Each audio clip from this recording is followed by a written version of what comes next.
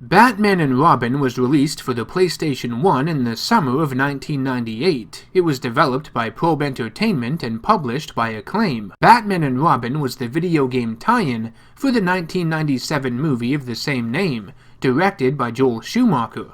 Much like the film, it was a critical and commercial failure, and it's not hard to see why. It didn't help that this game came out a full year after the movie hit theaters. So, audiences had plenty of time to know what they were getting into based off the quality of the film, and simply didn't buy it. For this reason, Batman and Robin sales were dead on arrival, and all the effort Acclaim put into the title was essentially a waste of time, even if they were contractually obligated to complete it. It was originally intended to come out a month or so after the film, which made the most sense, but I assume its delay was due to Acclaim forgetting about the project or having too much on their plate at the time to get it done on schedule. It probably came down to their own incompetence and carelessness in some way, in all honesty. But just because the year-long negative word of mouth towards the film would have been a major contributing factor to this game bombing in sales, doesn't mean Batman and Robin was incapable of becoming a diamond in the rough. It could soar to new heights and stand on its own from the movie, right? Well, you would be if you were living in a dream world. The reality is, well, it's batshit.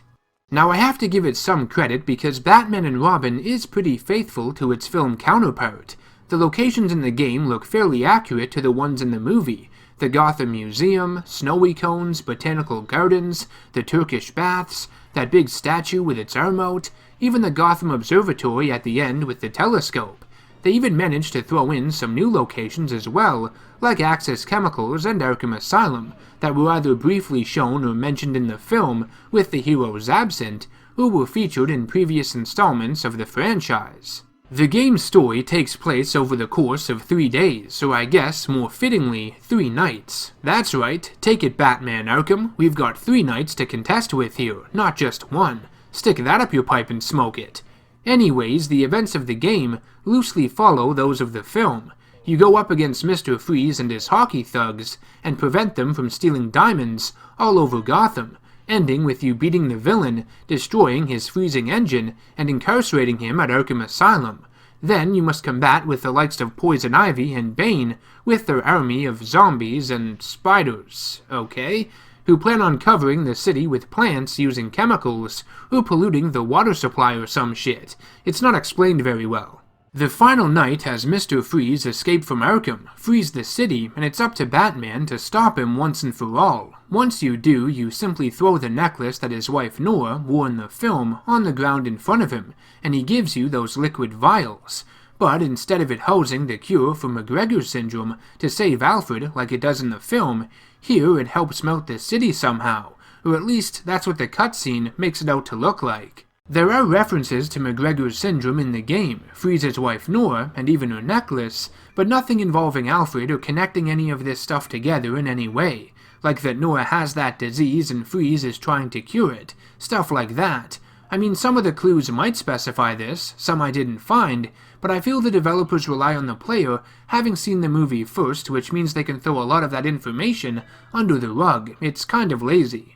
So yeah, the game is loosely based off the film and hits a lot of the main beats with its locations. The final day even has Batman in his ice armor like he had at the end of the film, which is pretty cool.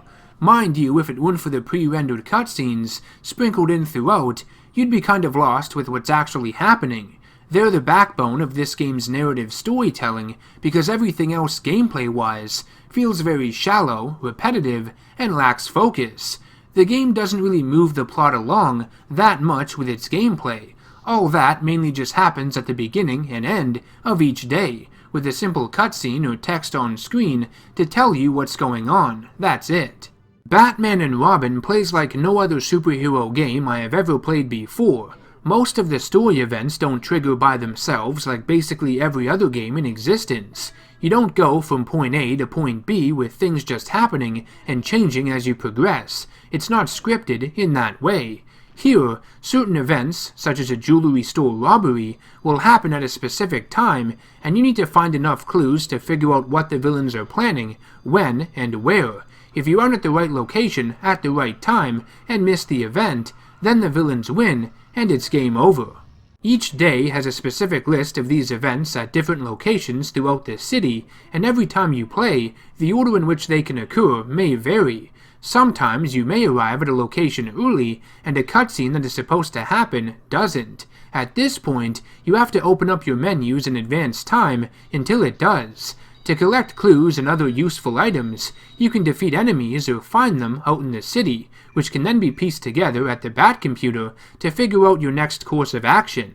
Honestly, the clue finding and putting all of the ones you've collected together to uncover the villain's schemes is kind of cool, and makes you feel like a real detective, just like Batman. With that said, some of the clues make the villains look pretty dumb, having their plans blatantly obvious and easy to figure out. Not to mention, these criminals just drop vital information like that? Who let them hold on to it to begin with? Stupid.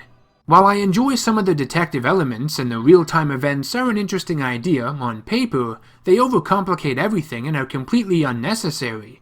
This game should have just been level-based, or had its story events occur in linear fashion. That would have been fine. Then again, it shouldn't have been based off Batman and Robin to begin with either, but here we are. Countless times throughout my playthrough, I found myself struggling to find enough clues because they're scattered all over the place. It led to many dead ends and wasted time, forcing me to reload my save. This whole system just doesn't work as well as Probe had probably envisioned.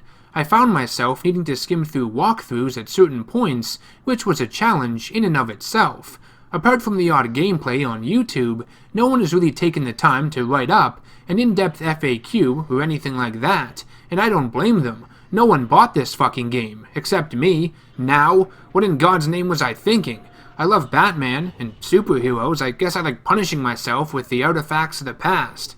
Anyways, one of the biggest aspects of this game that I feel doesn't get enough credit is the fact that you have a massive open-world Gotham to explore. I mean, you aren't gliding off rooftops or anything like in the Arkham games, but it's still pretty damn huge for PS1 standards. I would even go so far as saying it's too huge, unnecessarily so. To make traversing Gotham easier, this game has a fully drivable Batmobile, which is something else I believe it doesn't get enough praise for.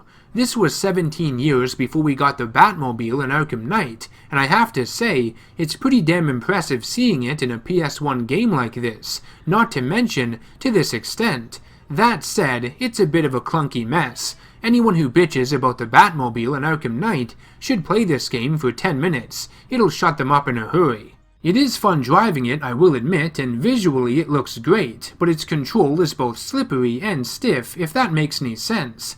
Turning corners is just awkward, and its long shape makes turning around damn near impossible because many of the streets in Gotham are made so narrow.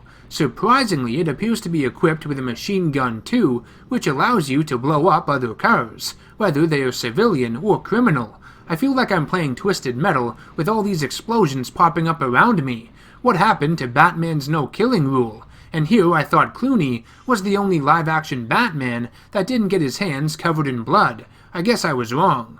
Mr. Freeze's thugs are relentless in their assault on the roads and are constantly colliding with you and become really annoying really fast. There are endless waves of them and you can't go more than 10 seconds of silence before more of them show up. They swarm you, shoot freeze blasts which slow you down, and even perform pit maneuvers that spin the Batmobile right around. It's even worse on day 3 with the Bat Hammer because it's lighter and you get tossed around like nothing. I hate it. Your only means of fighting back is with a machine gun, but it drains your power cell meter, which you need to repair your vehicle, and besides, they keep coming anyways, so why bother? Speaking of Gotham again, it looks decent at first, but the longer you play this game, the more you realize how similar everything looks. All the buildings, street layouts, use of color, it all looks the same, which not only makes Gotham feel rather dull and depressing, but navigation confusing at times. All the streets, shown on the minimap in the bottom right, are so small and squished that it's hard to make out. You never know if you're right beside where you're supposed to be, or one street over. It's irritating. You constantly have to keep opening up the map to check where you are, and on day 3, it manages to become even worse. Not only does the city look even shittier, blanketed with snow and ice, God is it ugly to look at, but the mini-map is damn near invisible at that point, making it impossible to see where the hell you are going at any given time. This is PS1, and I admit that the open-world Gotham and the drivable Batmobile were very ambitious for the time, kudos to the developers, but they forgot to make this sandbox fun to play in, which is why it's rather forgettable in the long run. Again, I praise them for attempting all this, especially at the time, but the technical limitations do hold back a lot of these ideas, unfortunately. Early 3D games like this one have not aged very well, and it's not hard to see why. Now I should mention that you have the option to play as both Robin and Batgirl for the entirety of this game's duration as well, able to switch between them at any time in the Batcave. You also get to drive their respective vehicles, both motorcycles. They play the same as Batman, apart from different punch-and-kick animations and character-specific stats. Robin is acrobatic and can jump higher, whereas Batgirl is faster at moving as well as dying. The thought of beating the entire game with Batgirl and her weak-ass attacks and lower health makes me sick to my stomach. I want to throw up. Okay, so let's discuss the worst aspect of this game, bar none. The controls are complete garbage, and that's being generous. Let me try to explain this shit to you. In order to walk or run, you don't just move in the direction you want to go and build up speed like most other games. No, that'd be too easy. You have to cycle between a walking and running mode by pressing R2, which is awkward enough on its own. But adding to that, you also have to cycle between a combat and detective mode with L2. So if you need to interact with something like a switch or button, use gadgets, jump, hell, even heal by double tapping circle if you have a red power cell in your inventory, you have to be in the detective mode. If you get swarmed by enemies, however, and need to fight back, you won't be able to use any of your attacks until you press L2 and switch to the combat mode. This means that you will almost always take a few hits from enemies if they take you off guard. It's really frustrating.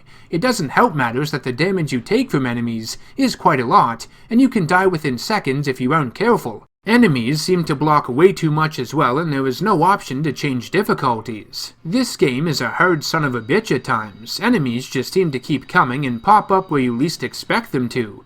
You're bled white without much health pickups in some areas, and when you die and game over, you have to load your most recent save, which is usually at the Batcave.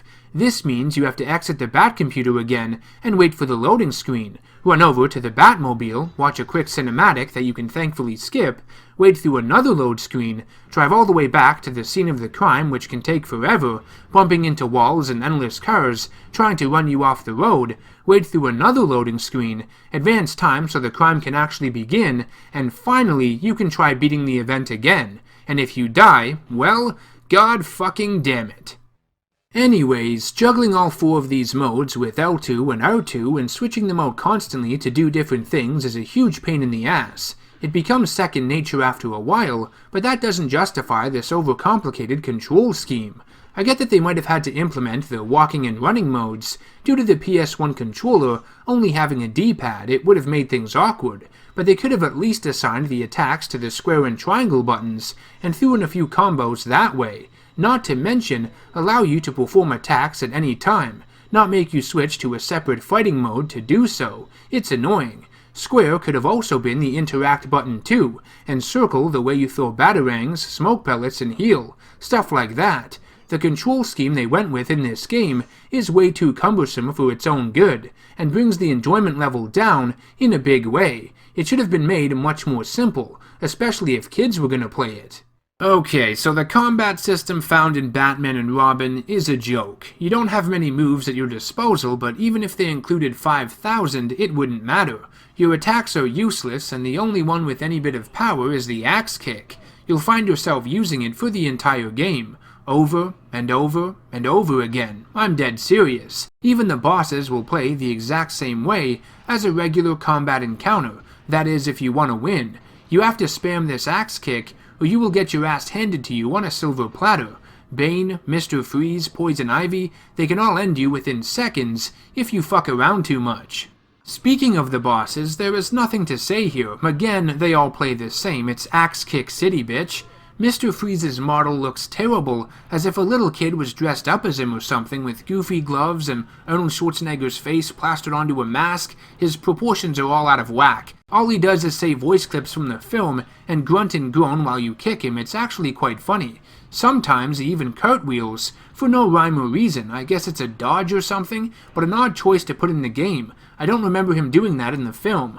I will say that his freeze gun does do a lot of damage though, so you want to keep the distance between you and him at a minimum. Bane and Poison Ivy are kind of cool because you fight them simultaneously on top of the GCPD building, and later in the Turkish baths around that shallow pool. Much like Freeze, Bane looks like shit. He walks around like a bumbling idiot, and his stance and posture is just silly. I hate Bane. He's a miserable boss to fight because he seems to always block and he does so much damage it isn't even funny. I usually have to throw a smoke bomb down or something just to have an edge against him. With Poison Ivy, her health goes down faster than all the others, which is great, makes her easy. Problem is, if she lands any of those blown kisses on you, she charms you for a few seconds and you are unable to attack. It's fucking annoying. The final battle of the game takes place at the Gotham Observatory and has you take on Mr. Freeze and Bane. One can hit you from a distance with their freeze gun, and the other does crazy damage up close. Fun stuff. Batman and Robin is surprisingly one of the hardest games I've ever played. I can't stress that enough. You always feel like you're at a disadvantage with it. Despite all the gadgets in Batman's arsenal, one wrong move or enemy flanking you can result in a quick and painful death. And the fact that you have to wait through all these loading screens just to try again can be frustrating. Your enemies just deal way too much damage, and if it weren't for those red healing cells, which can be scarce unless you know where to look, this game would be impossible to complete. The controls in combat found in Batman and Robin are trash, and they take a bit of time to get used to, especially when you factor in the use of gadgets and everything. But once you get a feel for them and adapt to their shittiness, this game is far from unplayable, despite its difficulty. It's definitely one of the worst Batman games I've played, hell, one of the worst superhero games, but that's mainly in part due to the terrible controls, lackluster and ineffective combat system, fixed camera angles that change automatically depending on which way Batman is facing, as well as how dark this game looks in general. Even with the brightness turned all the way up in the options, you can still barely see what you're doing at times. I had to turn the brightness all the way up on my TV in order to beat the Arkham Asylum level, and even then it was still difficult to see where the hell I was jumping at times. I mean, look at this capture. This is what it was like with the game's brightness turned all the way up. You can't see a damn thing. You're blind as a bat. And yes, that pun was intended. God damn it. Honestly, I like the detective elements in this game that have you piece together clues to figure out where to go next. It feels very Batman-like, but unfortunately, it's not enough to save this mainly negative gaming experience. I hate that the game takes place in real time, which was completely unnecessary and overcomplicates the entire narrative. You always feel constricted in this open sandbox because you don't want to waste too much time getting to the next crime or event, fearing another game over. But the game tells you that clues are found by defeating enemies and exploring the city, which you need to do at times to progress if you are low on them, which happens a lot. Not to mention, if you want to improve your character's stats, you need to find and defeat gang members within Gotham as well. All of this seems way too counterintuitive, don't you think? How can I find the time to do all of that when I don't really have any of it to begin with? Batman and Robin on PS1 deserves a lot of the hate it receives. It's not a very good game. All the issues I mentioned in this review hold it back in a big way. I will stress though that the drivable Batmobile, open-world Gotham, and fully explorable Batcave were very ambitious for the time, especially on this hardware. Many elements were probably the inspiration for later things we saw in the Arkham franchise too. Honestly, if this game's combat and controls were improved, and if the story followed a more linear and scripted path, it would have been fairly decent, or at least better than it had any right to be. But I don't want to praise this game too much, because it wasn't very fun beating it for this review. It had its moments, but I don't plan on ever beating it again and putting myself through all that shit. It was torture. This has been NerdGasm. If you enjoyed the review, be sure to hit that subscribe button and bell icon to be notified of all future content I release. Share the video to anyone you think might enjoy it, and help support everything it is that I do on patreon.com/channelNerdgasm to make videos like these possible. Thank you very much for watching, and I will see you all in the next one. Take care.